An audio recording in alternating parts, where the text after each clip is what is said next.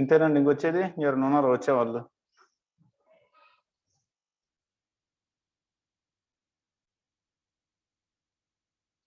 Is there anyone else to join or only these people?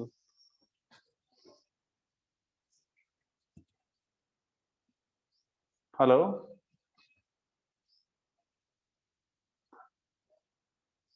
ఉన్నారా అండి? Remaining silent లో కూర్చున్నారు, మ్యూట్ లో పెట్టి వదిలేసారా క్లాస్ ని?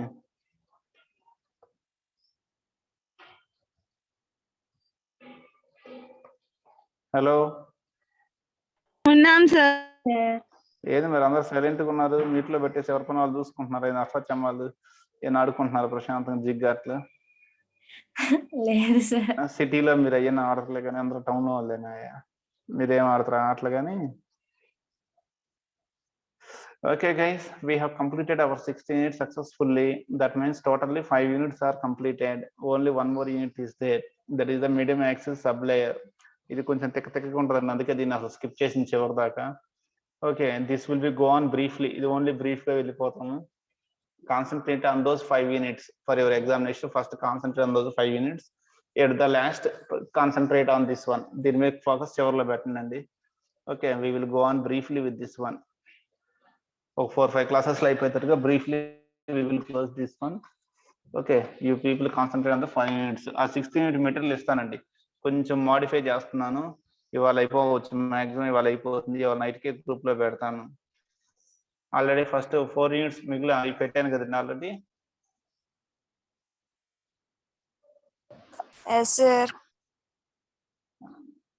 ఐ హోప్ అవి పెట్టేశాను కాబట్టి ఇవి ఇవాళ పెడతానండి. No problem at all. 16 unit ఇవాళ ఈవినింగ్ కానీ రేపు మార్నింగ్ కల్లా పెట్టేస్తాను. Concentrate on those 5 units. ఇది 16, ఈ లాస్ట్ యూనిట్ వచ్చేసి I will explain you only briefly. So దీనికి లాస్ట్ ప్రిఫరెన్స్ ఇచ్చేసేయండి, నో ప్రాబ్లమ్ ఎట్ ఆల్. ఆ 5 యూనిట్స్ మీద కొద్దిగా గట్టిగా ఫోకస్ చేయండి. నెక్స్ట్ వచ్చేసి మ్యాక్సిమం ఆగస్ట్ ఫస్ట్ వీక్ లోనే మీకు ఎగ్జామ్స్ ఉండొచ్చు. ఫైనల్ ఇయర్కి అయిపోగానే immediately in the August first week you will have the exams. రెండు మిడ్ ఒకేసారి జరిగితే నెక్స్ట్ ఏమంటే ఎగ్జామ్ జరుగుతుందండి.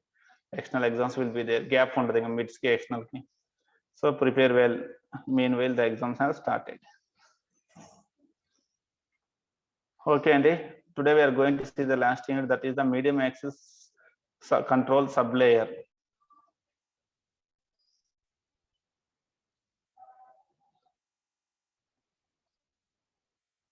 Today we are going to see that one called the medium axis control sublayer.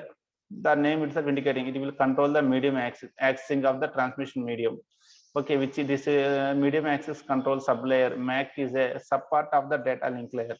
Actually, it is also a part of the data link layer only, which will act as a subpart of the data link layer. See, we will briefly see about this one. Generally, networks can be categorized into 2 ways: point-to-point networks and the broadcast channels. Point-to-point means from machine to particular machine. Point-to-point, that is called a point-to-point network. That means from host A to host B only communication will be there. Broadcast channel means many people will be involved. Okay, if it is a point-to-point network means the network channel is used by only one sender and the one receiver. One, okay, host A to host B, the network will be used by only 2 persons at a time. That is called point-to-point. When we come to the broadcast channel means at a time several users will use the channel. The channel is allowed to be shared by many people. That is the broadcast channel. Okay, the example for the broadcast channel is a conference call with 5 people.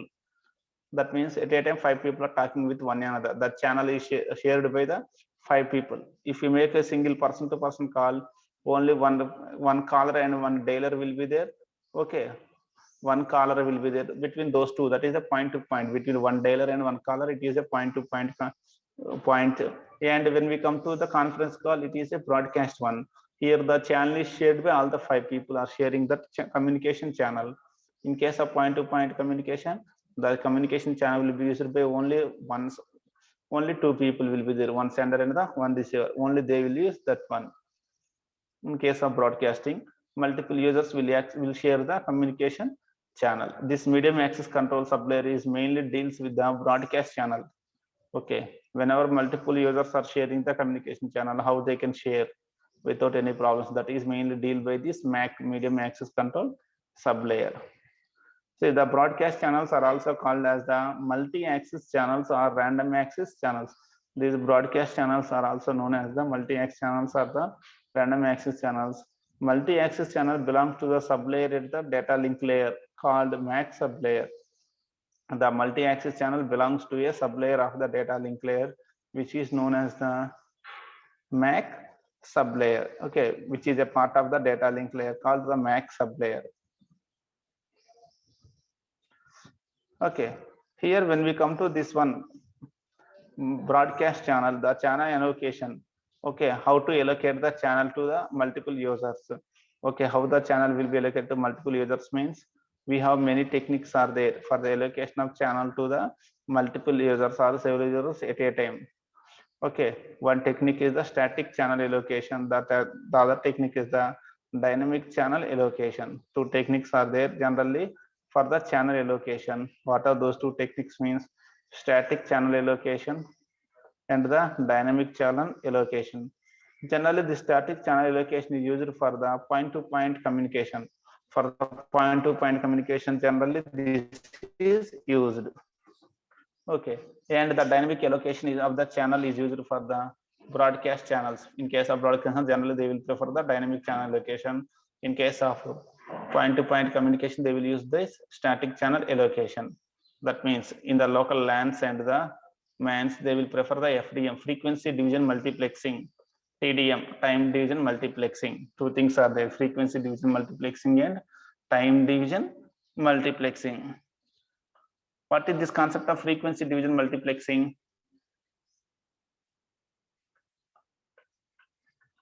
మనం multiplexing అప్పుడు చెప్పుకున్నాం brief గా FDM TDM గుర్తున్నాయా లేవా space division multiplexing ఇవన్నీ do you remember or not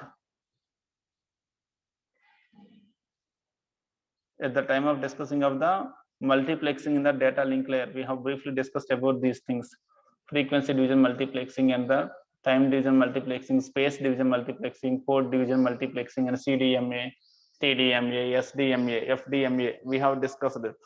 Okay, those methods are the static channel allocation methods. Do you remember or not?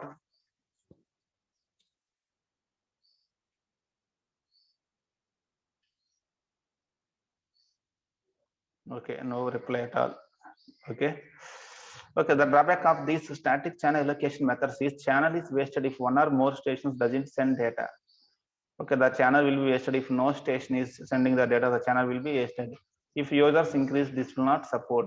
This method will not support if the number of users are increased. Those are the problems with this one. Now the alternative for this one is here we have is the dynamic channel allocation.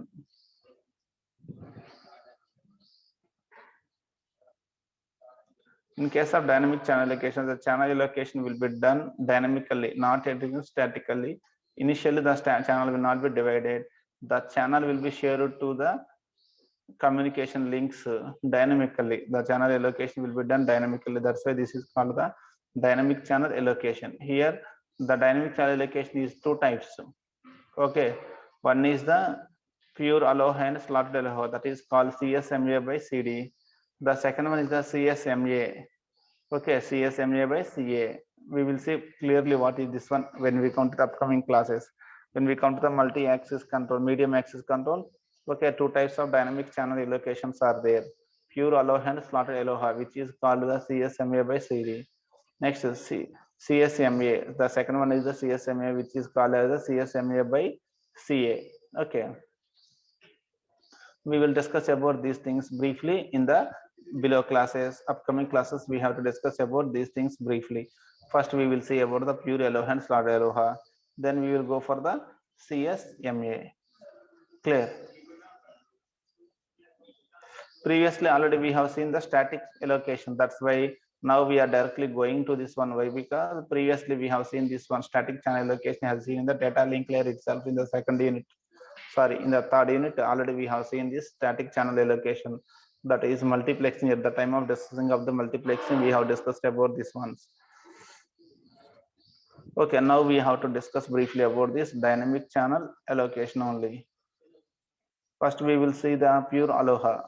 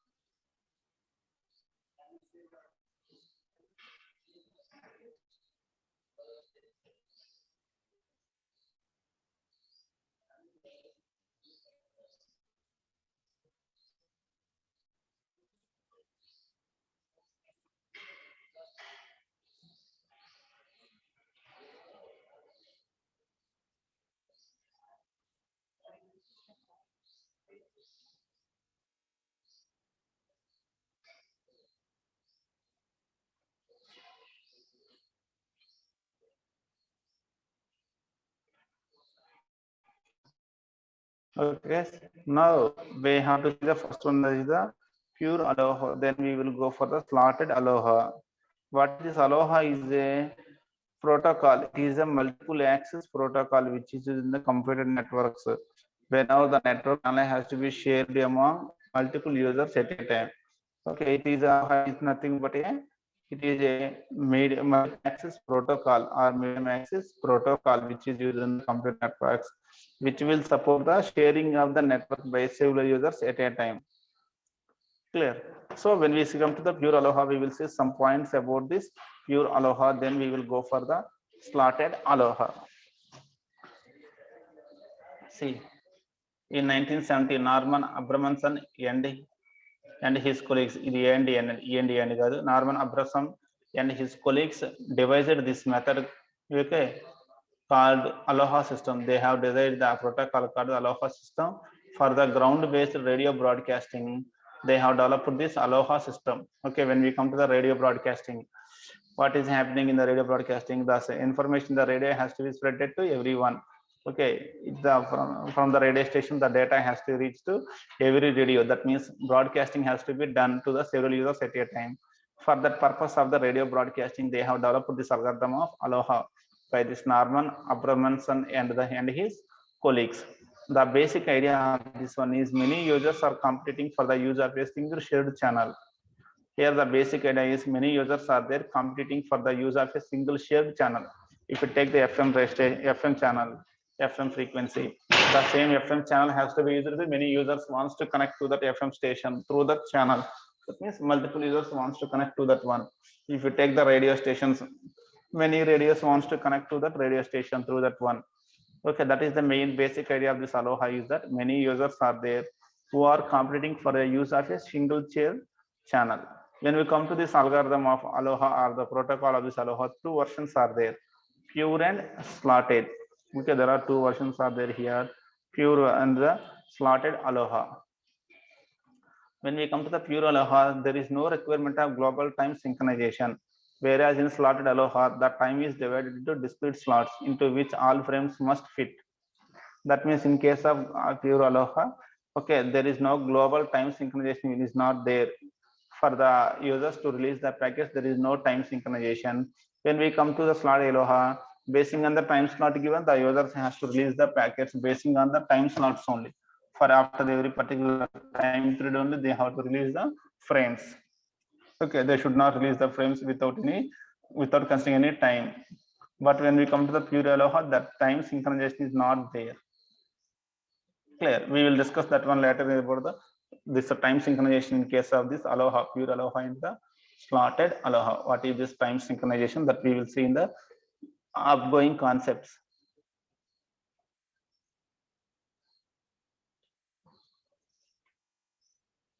See, in case of the pure, let users transmit whenever they have data to be sent.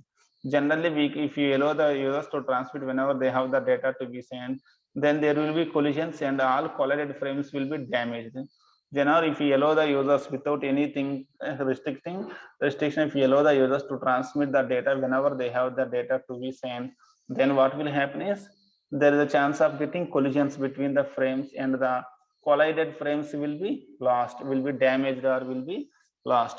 Then the senders will know through the feedback property whether the frame is destroyed or not by the listening channel.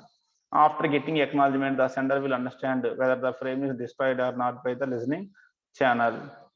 Okay, say if it is a LAN, that feedback will come immediately. If it is a satellite, it will take 220 milliseconds for getting the feedback. Okay, if a frame was destroyed, what will happen is the sender waits a random amount of time and again sends the frame. If the frame was destroyed, he will wait for a random amount of time and again sends the frame. The waiting time must be random, otherwise same frame will collide over and over. ఇక్కడ waiting time randomly each whenever the frames are destroyed. Okay, the users of those frames, the senders of those frames have to wait a random amount of time. They should not wait for a fixed amount of time. Why? Because if they wait for a fixed amount of time, for example, frames of sender A, sender B has collided. Two frames of A and B has collided. So they want to retransmit. If they transmit after a fixed amount of time of 10 milliseconds, what it means, after 10 milliseconds, A will also release the frame, B will also release the frame. Again, there is a chance of getting collision. That's why instead of waiting for the fixed amount of time, they will wait for a random amount of time and they will release the retransmit the frames. For example, sender A will wait for a random amount of 10 milliseconds, he will retransmit the frame. B will randomly wait for a 15 milliseconds and he will transmit the frame. Since because of the random waiting time, 5 milliseconds gap is there, so there is a less chance of getting collision. Okay, that is the thing. Whenever we allow the users to send the data whenever they have, there is a chance of getting collisions.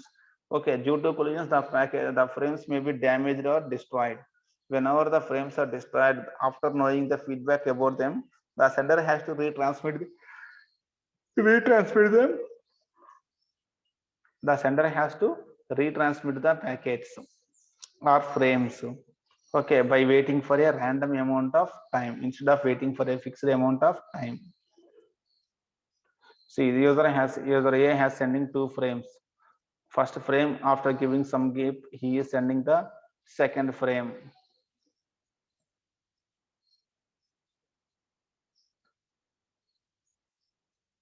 User A is sending two frames. User B also sending two frames with a random amount of waiting time. This is the first frame. This is the second frame. C has also two frames are there. D also sending some number of frames. If you observe here, okay, if the frames are released at the same times, what will happen? There is a chance of getting collision. See, if you observe this frame and this frame, there is a chance of getting collision. Why? Because both are released at the same time. But if you compare B frame and the C frame, these two, there is no chance of getting collision. Why? Because after this was released, after some time this was released. So there is no chance of getting collision. Between this frame and this frame also no chance of getting collision. Between this one and this one, no chance of collision. But if you take A and C, compare A and C, there is a chance of getting collision. If you compare B and D, there is a chance of getting collision. So why? Because they have released almost at the similar time they have released the frames.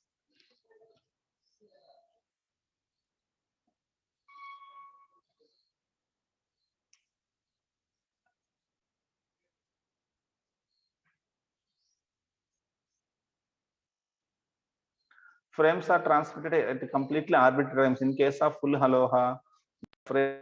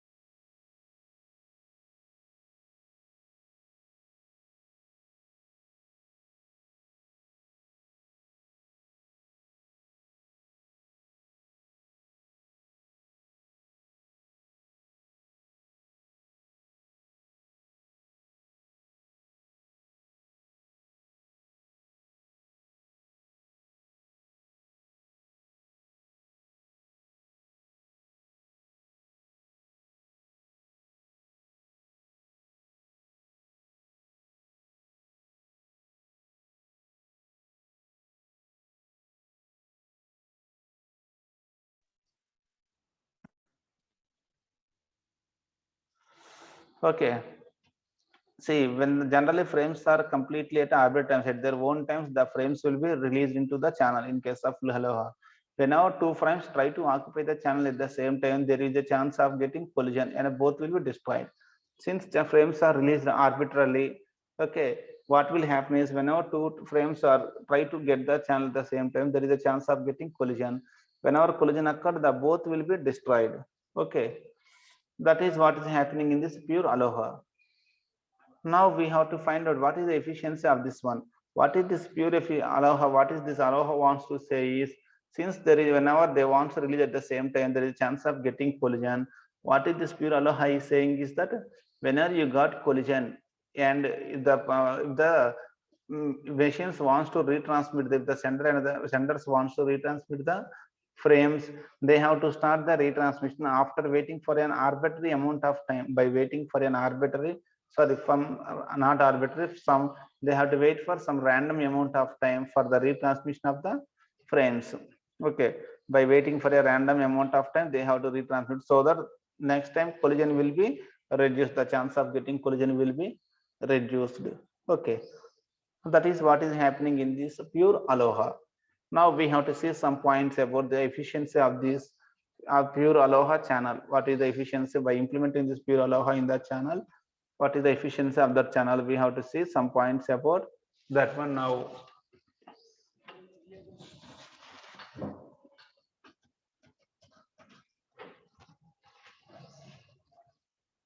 Let us consider an infinite collection of interactive users sitting at their systems.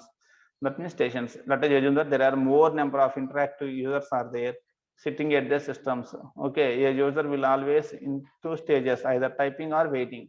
Okay, the users will always in two states, either he will be in the typing state or he will be in the waiting for the message type state.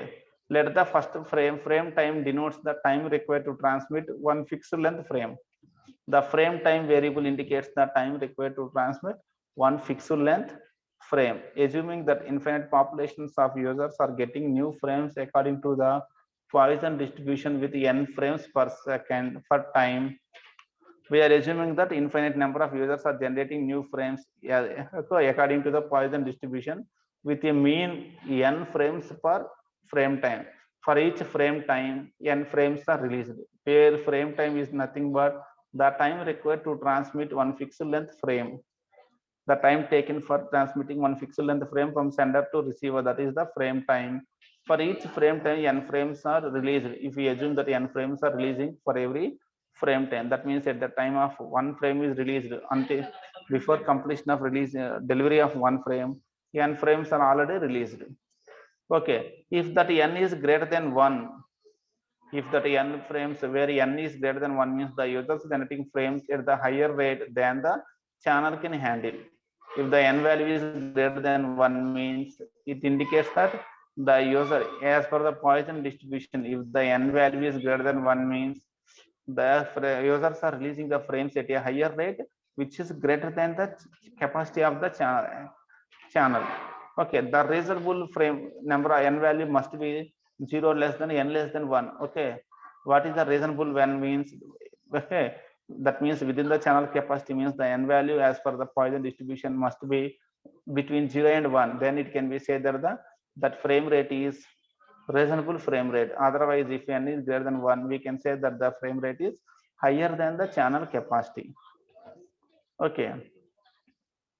In addition to the n frames that are released, the stations will also generate the retransmission of frames. In addition to the n new frames, the stations will also generate the retransmission of old frames. So totally the total frames for a given frame time will be old frames n plus new frames. Totally we assuming that one as a g. The total number of frames will be g per frame time, where g indicates the combination of old n frames and the retransmitted new frames. Okay, totally we will have the g, where g is greater than or equal to n.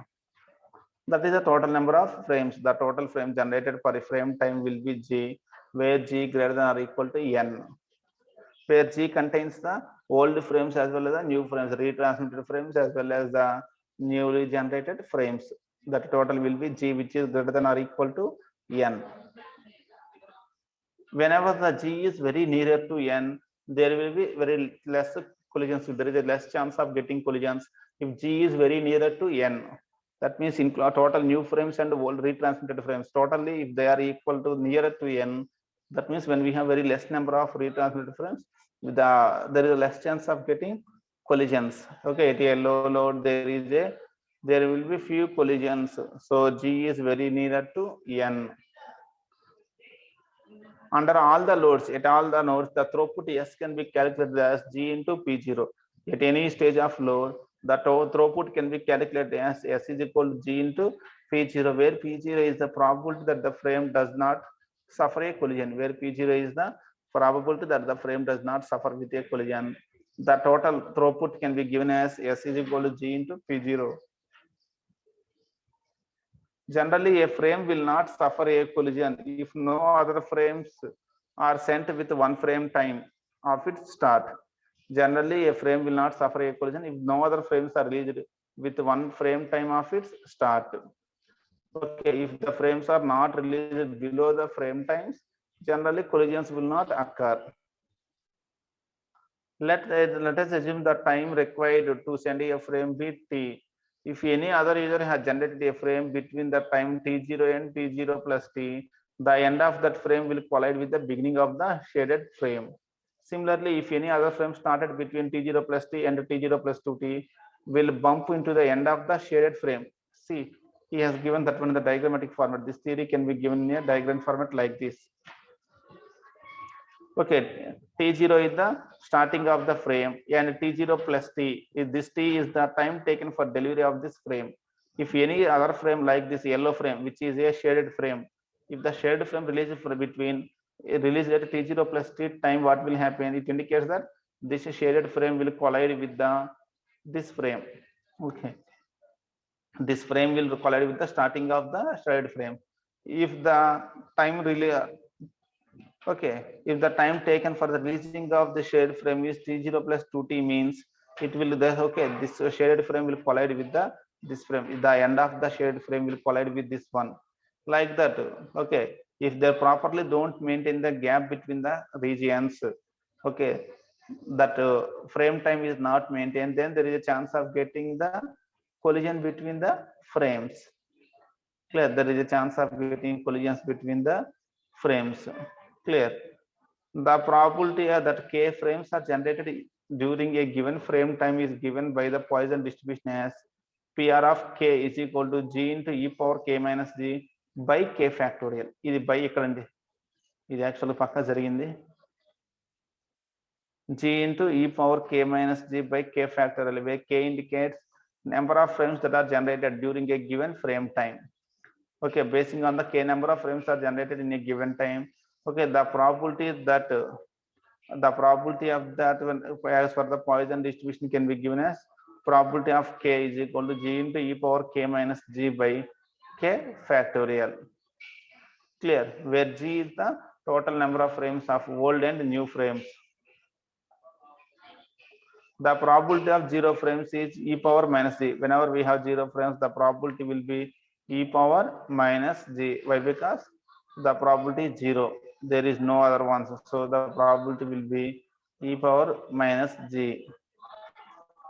In an interval 2 frames time long, the mean number of frames generated is 2g. Okay, in an interval of 2 frame time, that means if you take a combination of 2 frames time, the mean number of frames that are generated will be equal to the 2g. So the probability at the yet no other traffic being initiated during the entire vulnerable period is given by the probability that no other traffic has been started during the entire period can be given by p is equal p0 is equal to e power minus k is equal to g into e power minus 2g. Clear.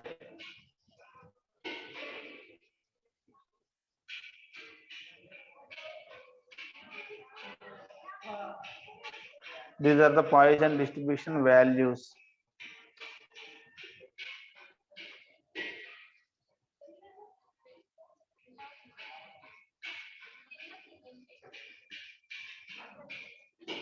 Okay, for that situation he has given the diagrammatic representation also. Okay, after graph, we will learn about the graph also. After going with this one, see this x-axis indicates the g value, that means number of packets released in the given frame time. S indicates the throughput for frame time.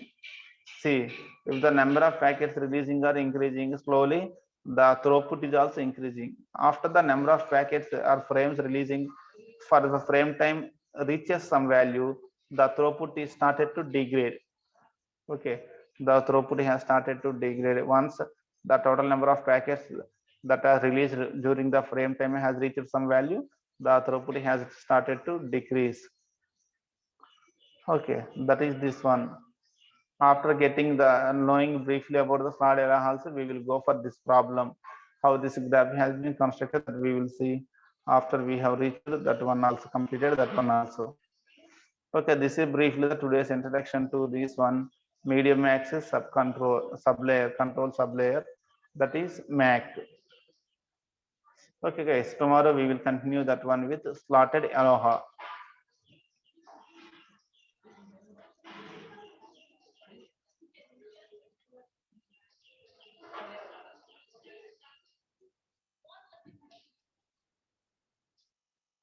Okay guys, this is briefly the today's class, briefly about the introduction to the medium axis sublayer. Tomorrow we will continue with the slotted Aloha. Today we have briefly seen the pure Aloha. Tomorrow we will go with the slotted Aloha. Okay.